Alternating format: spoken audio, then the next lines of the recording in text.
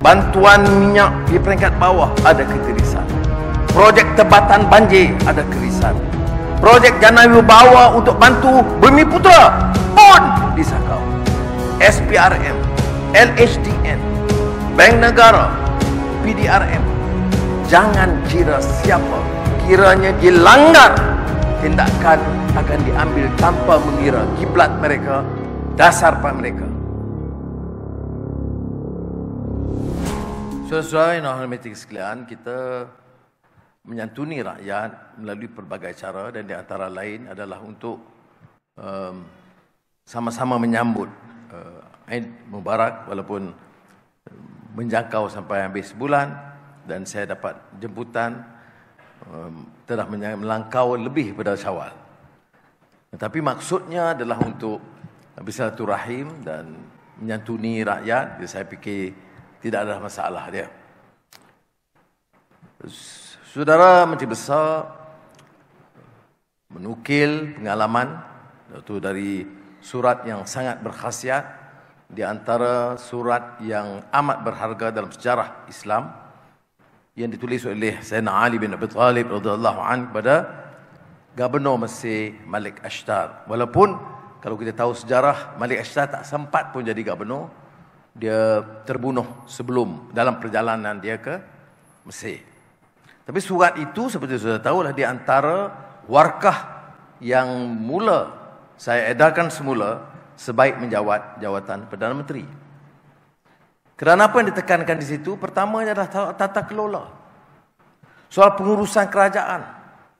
Soal menjadikan pimpinan di mana peringkat sekalipun sebagai amanah.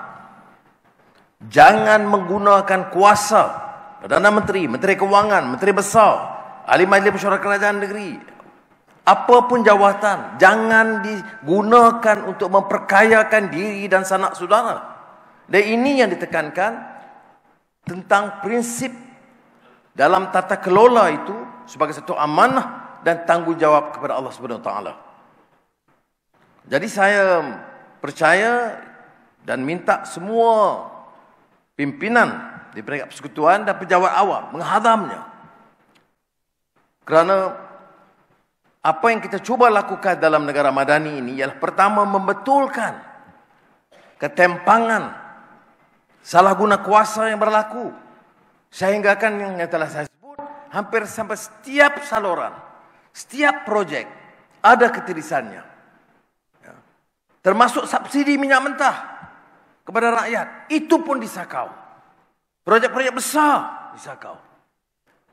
Sebab itu dalam pemerintahan kita, dan saya minta semua pihak yang seperti disebut oleh Saudara Tuk Seri Samsuri, tanpa mengira parti atau kepentingan dalam urusan tata kelola dan menggunakan kesempatan sebaiknya membetulkan sebuah landasan ini, menyelamatkan negara kita daripada ketirisan yang mencecah puluhan bilion ringgit setiap tahun. Saya sebut perkara ini kerana hampir setiap projek, termasuk untuk rakyat miskin, bantuan minyak di peringkat bawah ada ketirisan. Projek tebatan banjir ada ketirisan. Projek Jana Wibawa untuk bantu Bumi Putra pun disakau. Sebab itulah saya mengambil ketetapan untuk memberi arahan yang sangat jelas kepada semua penguat kuasa, SPRM, LHDN, Bank Negara, Commercial Crime, PDRM. Jangan kira siapa, tetapi gunalah kesempatan ini kerana kita punya tekad politik. Selamatkan negara ini supaya tahu, yang terlibat tahu bahawa sekiranya dilanggar, tindakan akan diambil tanpa mengira kiblat mereka, dasar mereka. Dan mudah-mudahan saudara kita dapat baca semula warkah ini, dan sebab itu saya mengambil sikap yang terbuka, mendengar dengan teliti pandangan Menteri Besar supaya hubungan di antara negeri dengan persekutuan itu baik.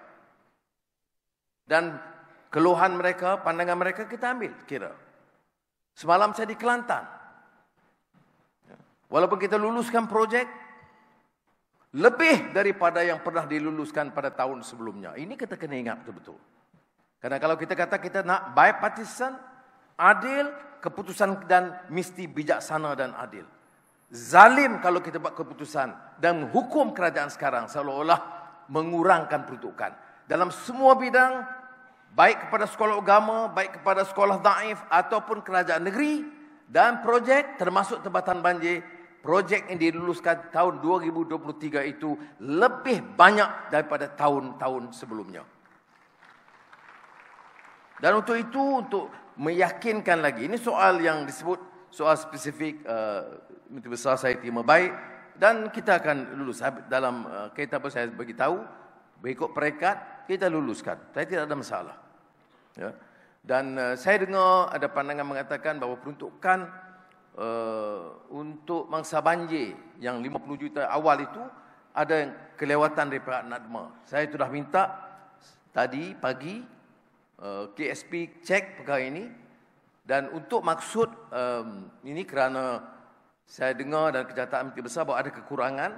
Pertama yang 50 juta itu kita luluskan dan saya pada malam ini untuk mangsa banjir di Terengganu kita tambah 50 juta ringgit lagi. Ini tak diminta pun oleh Menteri Besar. Baik.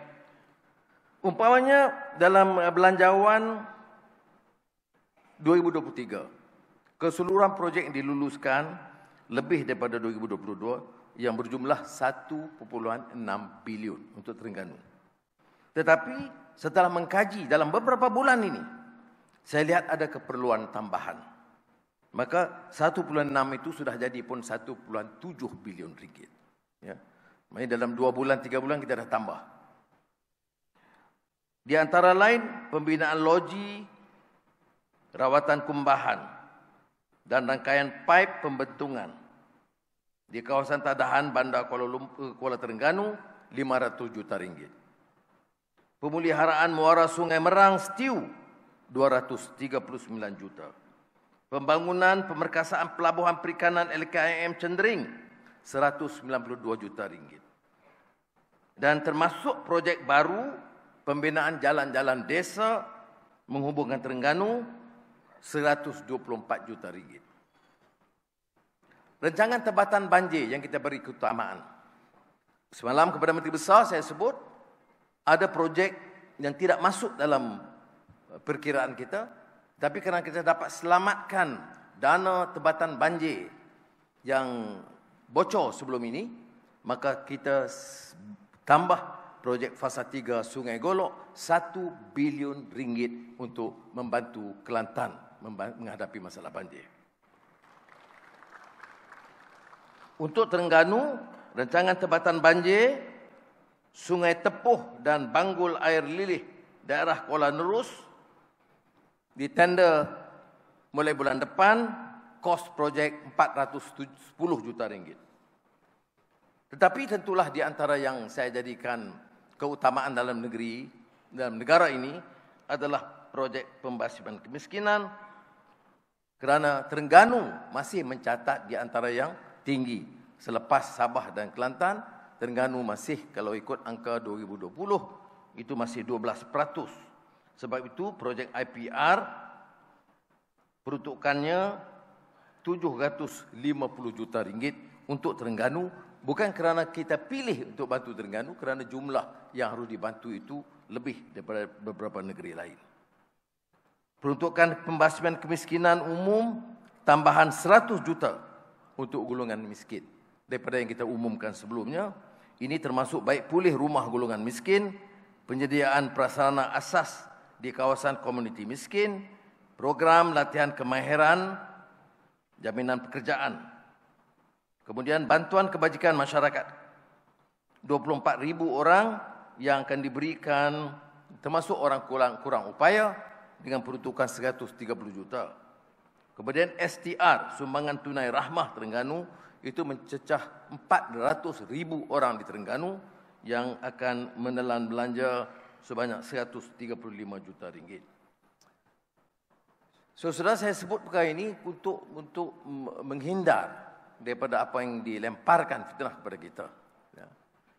Dan saya telah juga dalam Jemaah Menteri dengan kerjasama rakan-rakan dan dalam agasi-agasi pusat, Tan Sri KSN pada di sini, kita telah memberikan ketetapan yang jelas, mesti segerakan pelaksanaan projek-projek supaya jangan dilewatkan kerana masalah tebatan banjir, prasarana itu tidak boleh ditunggu lagi bagi rakyat.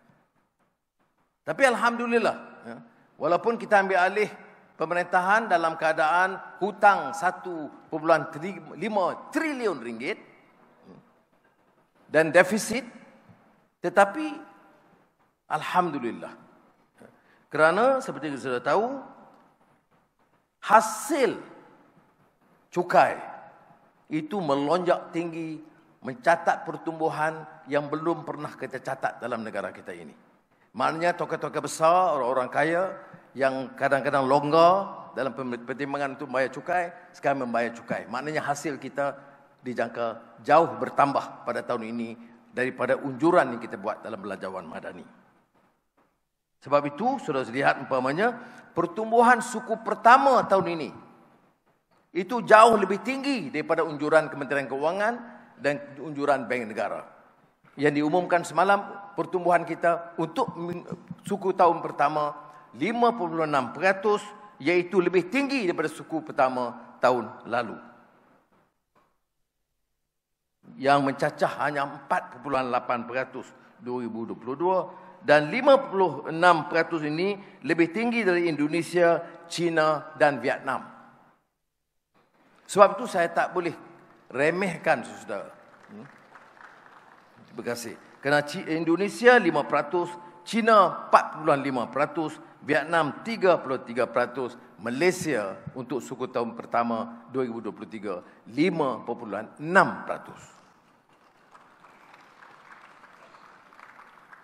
Sementara itu inflasi menurun. Selalu dia duduk bagi makan rahmah banyak. Malam ni tak lah. Daripada 3.9% suku keempat, inflasi suku pertama 2023 turun 3.6%. Pengangguran suku pertama kurang 1%, 3.5% ketimbang suku keempat 3.6%. Jadi indikator ini penting untuk kita lihat betapa pentingnya peranan pimpinan menentukan tata kelola yang baik. Menteri Pelancongan ada, kita lihat lonjakan yang luar biasa suku pertama pelancongan ke negara kita, dan saya percaya beliau akan atur supaya ia beri manfaat pada semua negeri termasuk negeri Terengganu. Ini kalau ada masalah, Menteri Besar kontak dia direct. Sebab dia bagi jaminan kepada saya, bukan saja untuk Sarawak, kerana dia keutamaan dia Bintulu, kedua Sarawak, tapi kita minta supaya diagihkan. Dan seperti mana saya sebut sebelum ini kepada Menteri Besar dan perjumpaan dengan rakan-rakan Terengganu, bila kita ke negara China dan disebut tentang projek-projek pelaburan, kita sentiasa sebut supaya diberi ruang, diberi galakkan oleh kita, mereka jangan hanya tertumpu pada Lembah Kelang, tapi sekarang Johor, Perak besar kena jili 10 bilion ringgit untuk Tanjung Malim. Dan kita sebut juga Pahang, Terengganu, Kelantan. Walaupun Kelantan belum ada sambutan seperti mana yang diperoleh di Terengganu. Jadi sekali lagi saudara, saya ucapkan terima kasih. Kita lah dapat sengaja saya carakinkan secara lebih terperinci supaya dapat maklumat ini diketahui oleh masyarakat Terengganu. Saya setuju, kalau ada kerjasama yang lebih baik daripada kerajaan negeri, itu akan membantu. Ya. Seperti mana masalah yang besar di Kelantan, iaitu air.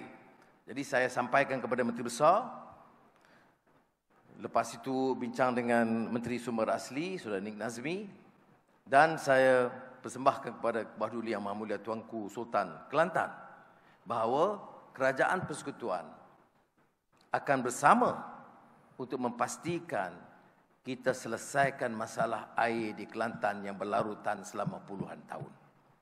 Ya. Sebetulnya jumlahnya besar, tetapi kita kena cari kaedah, kerana tak ada lagi alasan untuk melengahkan. Dan saya harap kerajaan negeri Kelantan akan beri kerjasama penuh, kalau tidak, masalah ini tidak dapat diselesaikan dengan baik. Jadi, sekali lagi saya ucap terima kasih kepada rakan-rakan Perdana Menteri yang ada dan menteri-menteri dan menteri besar dan rakan-rakan pimpinan di negeri Terengganu. Semoga Allah Subhanahu Wa Taala memberkati usaha kita bersama. Assalamualaikum warahmatullahi wabarakatuh.